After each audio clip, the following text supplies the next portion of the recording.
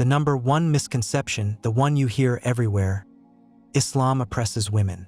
The image is always the same: a silent, subjugated figure with no rights. But here is the historical, undeniable fact.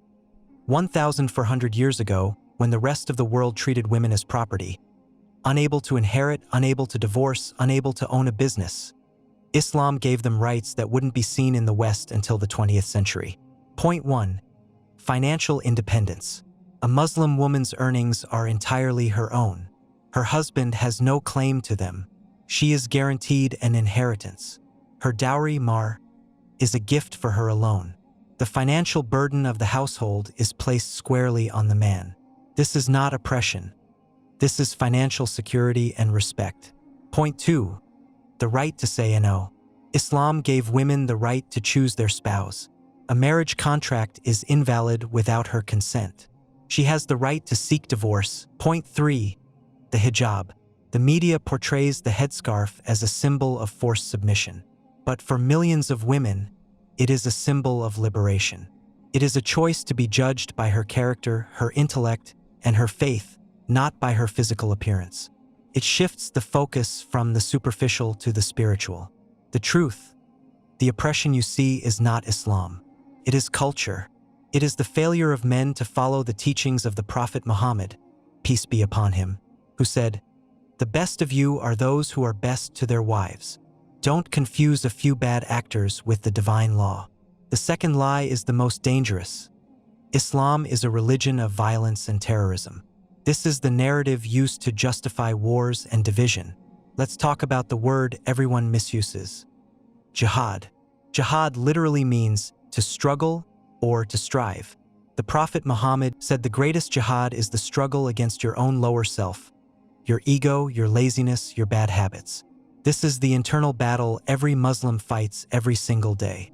The second form, the physical struggle, is strictly regulated. It is a defensive measure, a last resort. The Qur'an is crystal clear. Fight in the way of Allah those who fight you but do not transgress. Indeed, Allah does not like transgressors.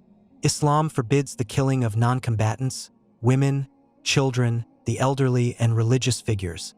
It forbids the destruction of trees, animals, and places of worship. The very foundation of the faith is peace. The greeting of every Muslim is as Salamu alaikum, peace be upon you. The truth: terrorism has no religion. The actions of a few thousand misguided individuals do not represent the faith of 1.8 billion people. When a Christian commits a crime, you don't blame Christianity. When a Buddhist commits a crime, you don't blame Buddhism. Stop blaming Islam for the actions of criminals who violate its most fundamental principles. The third misconception is a visual one, often used to mock or confuse. Muslims worship the Kaaba, the black cube in Mecca.